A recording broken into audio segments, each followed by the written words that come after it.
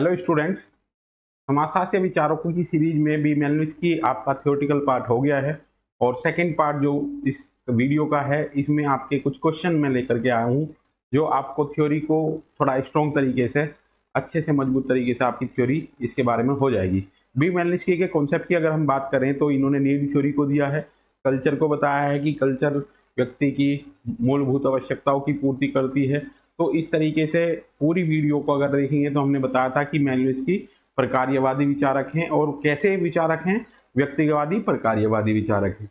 तो कुछ टॉपिक, कुछ क्वेश्चन जो सेलेक्ट होकर के आए हैं उनके द्वारा थोड़ा सा आपकी जो नॉलेज है बी मेलनिस्की के बारे में बढ़ जाती है। स्टार्ट करते हैं बेटा। नंबर 1 क्वेश्चन है आपका बी मेलनिस्की को लेकर के।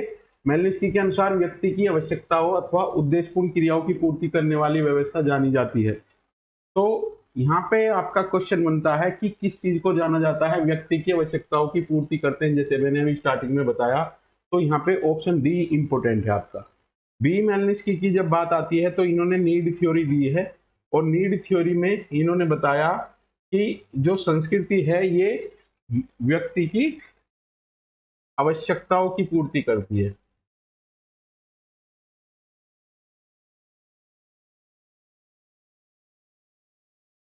कि पूर्ति करने का कार्य सोसाइटी में इन्होंने बताया है। तो इसका राइट ऑप्शन आपका डी है। चलते हैं बेटा क्वेश्चन नंबर 2 को लेकर के। क्वेश्चन नंबर 2, बी मेलनिस्की ने गैर आर्थिक कारकों की भूमिकाओं को निम्नलिखित में से किस आर्थिक क्रिया में पाया है। ठीक है, अब आपका आता है यहाँ पे फ्रेजर का भी क्वेश्चन आता है। फ्रेजर ने भी आपका विनिमय सिद्धांत दिया है। फ्रेजर विनिमय सिद्धांत आर्थिक परिप्रेक्ष्य में देखते हैं। इस परिप्रेक्ष्य में देखते हैं, आर्थिक परिप्रेक्ष्य में, जबकि मेलनिस्की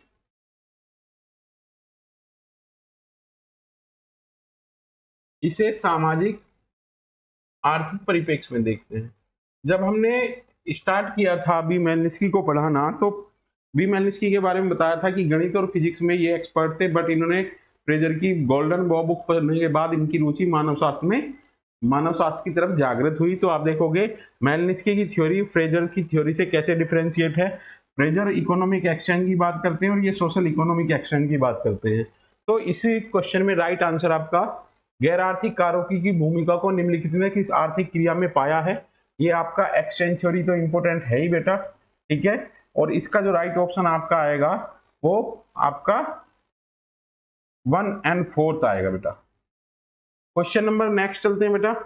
आप देखोगे ये जो टॉपिक हैं, जो क्वेश्चन हैं आपके आफ्टर जो क्लास डिस्कशन इनका हो रहा है, ये क्वेश्चन आपको जो सपोर्ट करते हैं, इनका फंक्शन जो है वो आपका जो ऑथर बढ़ाया गया है उसके बाद अगर आप बच्चे लोग इस क्वेश्चन सेशन को कर लेते हैं तो कुछ क्वेश्चन आपके माइंड में जो इमेज है कॉन्सेप्ट को लेकर के थिंकर की वो स्ट्रॉन्ग हो जाती है और आने वाली परीक्षाओं के पॉइंट ऑफ व्यू से ये इंपॉर्टेंट है कि आपको किसी भी कॉन्सेप्ट के बारे में डीपली जानकारी होना। क्वेश्चन नंबर 3 है, बी मेलनिस्की ने कुला संस्था, कुला रिंग की बात की है इन्होंने, कुला रिंग की बात की है।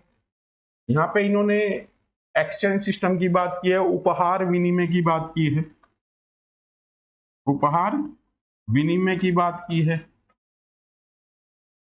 अब आप देखोगे गिफ्ट जो दिया जाता है, गिफ्ट की बात की है तो गिफ्ट सौहार्द बढ़ाता है सोसाइटी में, ठीक है। तो इन्होंने पूरा कुला रिंग की जिक्र किया है और इन्होंने क्लॉकवाइज और एंटी क्लॉकवाइज का भी जिक्र किया है और इन्होंने गिमावली और उमाए गिमाए ये वहाँ के उपहार के नाम हैं जो दिए हैं। अगर आप देखोगे तो पीजी की क्लासेस जब होती हैं और बी मेलनिस्की को पढ़ाया जाता है तो यहाँ एक कॉन्सेप्ट आपका डीपली दिया जाता है। तो आप देखोगे कुला रिंग की बात की है, कुला रिंग का वर्णन किया है जो निम्न से इसका उदाहरण है। किसका उदाहरण है बेटा? तो आप देखोगे वस्तुओं की औपचारिक विनिमय की पद्धति से आप देखोगे गिफ्ट एक्सचेंज को लेकर के ये क्वेश्चन आपका यहाँ पे बनता है। ऋण निपटारे की पद्धति नहीं है, इसका जिक्र नहीं करते हैं। समाज में उच्च परिस्थिति प्राप्त करने की पद्धति ये नहीं है और संपत्ति अर्जित करने का साधन ये नहीं है। सिर्फ आपका ऑप्शन बी यहाँ उपयुक्त आंसर है। मेलनिस्की ने कुला संस्था का वर्णन किया है, निम्न से किसका उदाहरण है? तो वस्तुओं के औपचारिक विनिमय की पद्धति का उदाहरण है यहाँ पे। और थोड़ा अगर देखोगे तो लैंग्वेज ये भी कह सकते हैं उपहार विनिमय की प्रथा को लेकर के इन्होंने ये जिक्र किया है। क्वेश्चन नंबर 4 है आपका, मेलनिस्की ने किस सिद्धांत का प्रतिपादन किया है। अब आप देखोगे बी मेलनिस्की किस प्रकार के विचारक हैं, प्रकार्यवादी। इसके बाद आपको ब्राउन कराया गया था, ब्राउन किस प्रकार के हैं, संरचनात्मक प्रकार्यवादी। वो दोनों की बात करते हैं, जबकि मेलनिस्की प्रकार्यवाद की बात करता है और ये कहता है कि जो संस्कृति है ये व्यक्तियों की आवश्यकताओं की पूर्ति करती है। तो ये एक इंपॉर्टेंट है, तो यहाँ पे ऑप्शन आपका ए उपयुक्त है। ठीक है बेटा, नेक्स्ट चलते हैं क्वेश्चन नंबर 5।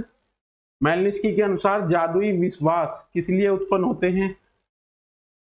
अनिश्चितताओं पर विजय प्राप्त करने के लिए, विश्वास में वृद्धि के लिए, चिंताएं कम करने के लिए और उपरोक्त सभी स्थितियों में निपटने के लिए। जब हमारी टेक्स्ट को पढ़ाया जा रहा था रिगार्डिंग दिस थिंकर, तो हमने यहाँ जादू की बात की थी। जादू को 2 प्रकार का बताया था, सफेद जादू white magic and black magic. Black magic की बात की गई थी, तो ब्लैक मैजिक क्या करता है, नेगेटिव है, और जबकि व्हाइट जो मैजिक है ये पॉजिटिव है, सेल्फ डिफेंस के लिए होता है। तो आप देखोगे अनिश्चितताओं पर विजय प्राप्त करने के लिए जादू का सहारा लिया जाता है। यहाँ रिलीजन की बात करते हैं, जादू की बात करते हैं और विज्ञान की बात करते हैं। तो रिलीजन और जादू को पवित्र माना है और विज्ञान को अपवित्र माना है। इस तरीके का क्वेश्चन भी यहाँ से आपका डेवलप हो सकता है।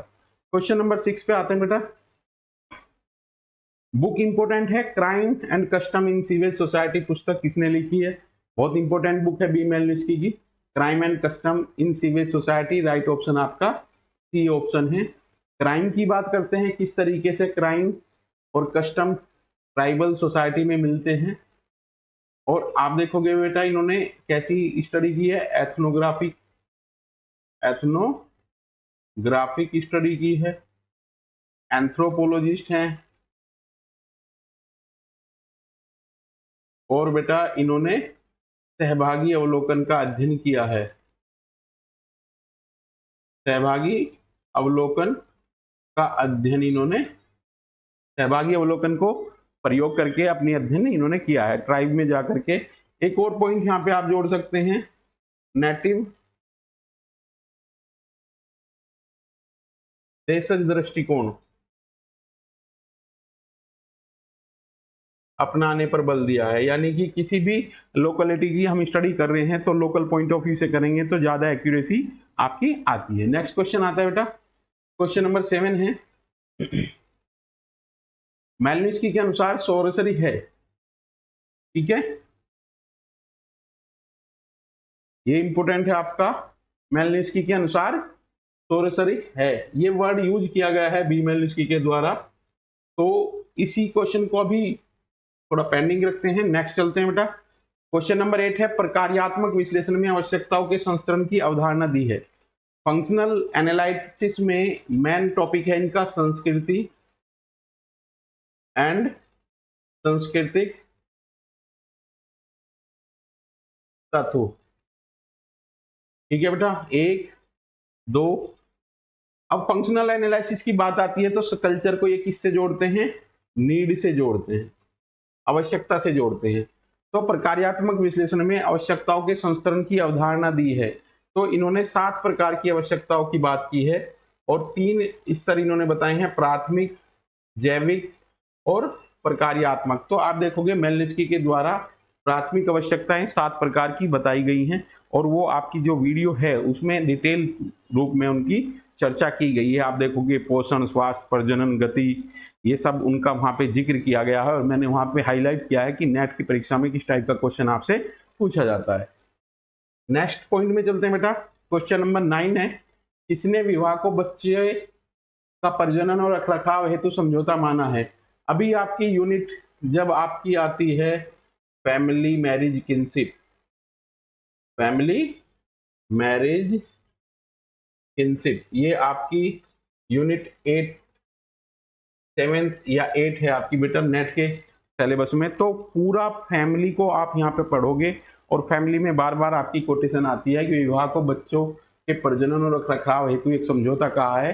तो बी मेलिन्स्की की कोटेशन है, इंपॉर्टेंट है, रिगार्डिंग टू मैरिज टॉपिक है, और आपका जब वो टॉपिक कराया जाएगा तो उसमें भी ये रिपीट की जाएगी। ठीक है, नेक्स्ट क्वेश्चन नंबर आपका 10 है, विवाह शिशु उत्पादन और अनुरक्षण हेतु एक अनुबंध है, कॉन्ट्रैक्ट है, किसके लिए? तो रिप्रोडक्शन ऑफ चाइल्ड एंड अनुरक्षण हेतु एक अनुबंध है, तो ये परिभाषा भी आपकी बी मेलिन्स्की की दी गई है।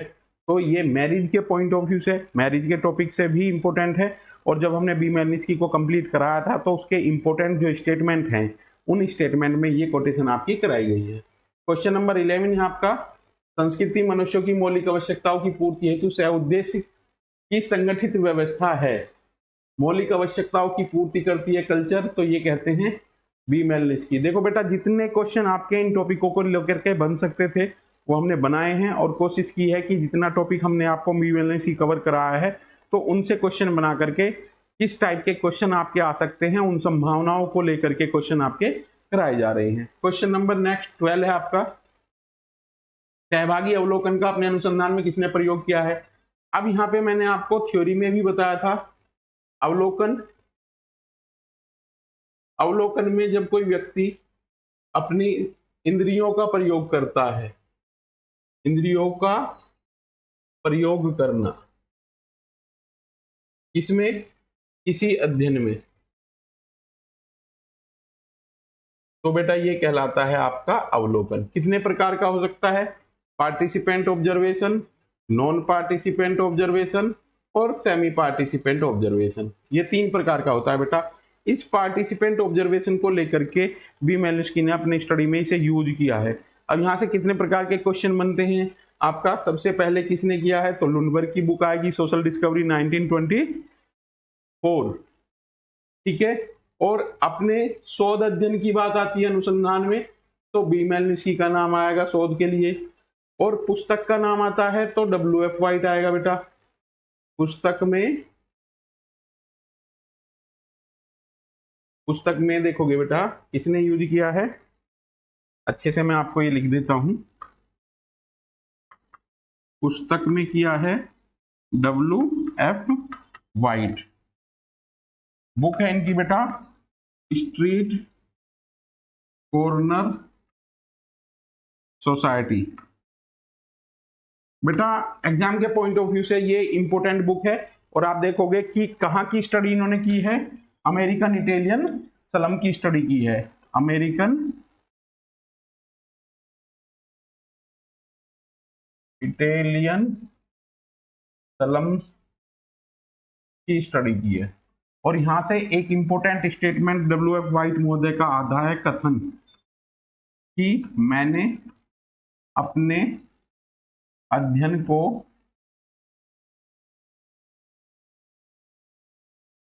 पूर्णतः असहभागी, बेटा आपने वांटेड मूवी देखी होगी सलमान खान की, तो आप देखोगे ये वो ही पिक्चराइजेशन, ये सीन है आपके, पूर्णतः असहभागी से शुरू किया तथा अध्ययन पूर्ण होने पर पूर्णतः सहभागी पाया। That is the important quote of WF Whyte in his book street corner society. और पुस्तक में आता है तो इसको आप कोट करोगे। नेक्स्ट पॉइंट आप देखोगे इंपोर्टेंट है, अगर आपसे क्वेश्चन पूछा जाए कि भारत में सबसे पहले, भारत में लिख लेना बेटा इसे, भारत में सबसे पहले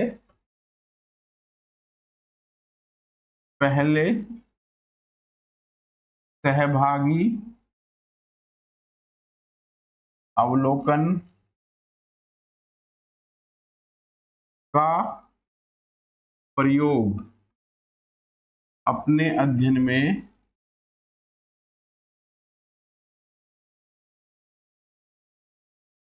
किसके द्वारा किया गया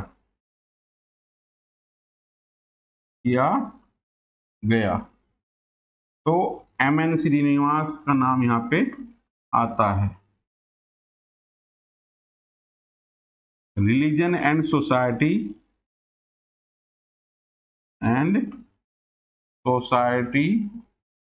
among the Coorgs of South India. सबसे पहले इन्होंने सहभागी अवलोकन विधि का प्रयोग इस पुस्तक में किया था। 1952 की बुक है बेटा, बहुत इंपॉर्टेंट बुक है। और नेट की परीक्षा में, नेट में ये पेयर मिलाने के लिए भी क्वेश्चन आपका कई बार आया है। क्वेश्चन नंबर 12, सहभागी अवलोकन का आपने अनुसंधान में प्रयोग किया है तो बी मेलनिस्की का कोट आप यहाँ पे करोगे। क्वेश्चन नंबर 13 है, किसने कहा है कि एक विवाह ही विवाह का सच्चा स्वरूप रहा है, रहता और रहा रहेगा? B Malinowski important, B answer is the correct answer. Question number 14 है, मेलनिस्की के प्रकार्यवाद को बहुधा कहा जाता है।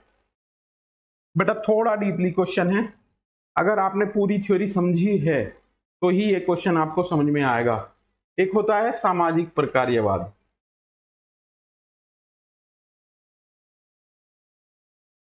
बेटा इंपॉर्टेंट है, थोड़ा ध्यान लगा करके इस चीज को सुनना है। और एक है व्यक्तिवादी प्रकार्यवादी।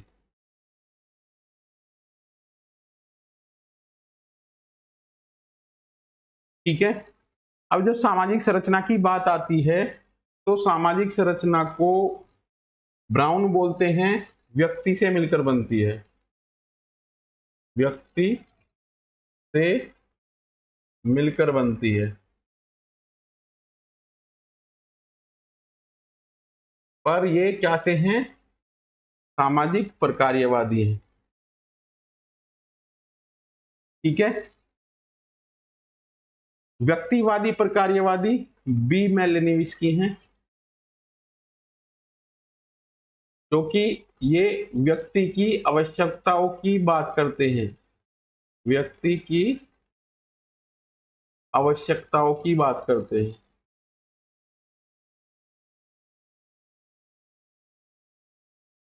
आप देखोगे ये इंपॉर्टेंट क्वेश्चन है पीजीटी की पॉइंट ऑफ व्यू से भी, और अगर आपको डीपली समझना है ये क्वेश्चन तो आपको थोड़ा सा माइंड यहाँ पे लगाना होगा। व्यक्ति से मिलकर बनती है संरचना, रेडिकली ब्राउन कहते हैं। व्यक्तियों के बीच संबंध जो क्रिएट होते हैं उनके थ्रू स्ट्रक्चर बिल्डअप होती है, बट ये सामाजिक प्रकार्यवादी हैं। और बी मेलनिस्की व्यक्तिगत प्रकार्यवादी हैं, व्यक्तिपरक प्रकार्यवादी। इस क्वेश्चन का राइट आंसर है आपका 14 का सी, क्योंकि ये कहते हैं कि संस्कृति व्यक्ति की आवश्यकताओं की पूर्ति करती है। तो ये इंपॉर्टेंट है, आपकी समझ में ये आ गया होगा। अच्छा क्वेश्चन है। नेक्स्ट चलते हैं बेटा, क्वेश्चन नंबर 15 है आपका, मूलभूत आवश्यकता और व्युत्पन्न आवश्यकताओं के आधार पर प्रकार्यात्मक सिद्धांत किसने दिया है? तो B Malinowski is the right option. 7 प्रकार की आवश्यकताओं का जिक्र हमने पिछली वीडियो में किया है, जिसमें पोषण, गति, प्रजनन, वृद्धि, ये सब आपकी उसमें आती हैं। और यहाँ से आपका नेट का क्वेश्चन भी बनता है, मैंने वहां भी जिक्र किया है कि किस प्रकार से नेट में ये क्वेश्चन आपके आए हुए हैं। क्वेश्चन नंबर 16 है, ए साइंटिफिक थ्योरी ऑफ कल्चर नामक पुस्तक की रचना किसने की है? तो ऑथर आपके बी मेलनिस्की हैं, और इनकी ये इंपॉर्टेंट बुक है ए साइंटिफिक थ्योरी ऑफ कल्चर, और इसी में ही इन्होंने नीड थ्योरी दी है कि संस्कृति व्यक्ति की आवश्यकताओं की पूर्ति करती है। क्वेश्चन नंबर 17, बी मेलनिस्की को निम्नलिखित में से किसने महत्व पर बल देने के लिए सबसे अधिक माना है? किसको इन्होंने स्टडी किया है? तो आप देखोगे मौखिक इतिहास, विषय वस्तु विश्लेषण, नरजाति विज्ञान और वर्णन। तो इसकी स्टडी इन्होंने अपने अध्ययन में मेन तौर पे की है। एथनिक स्टडी है, एंथ्रोपोलॉजिस्ट हैं,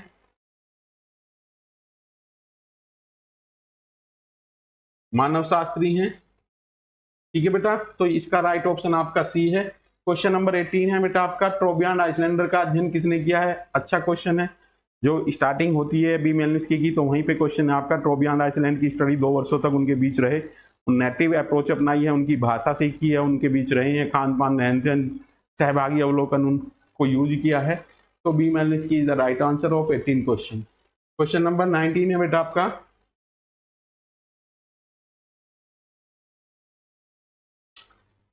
ठीक है बेटा।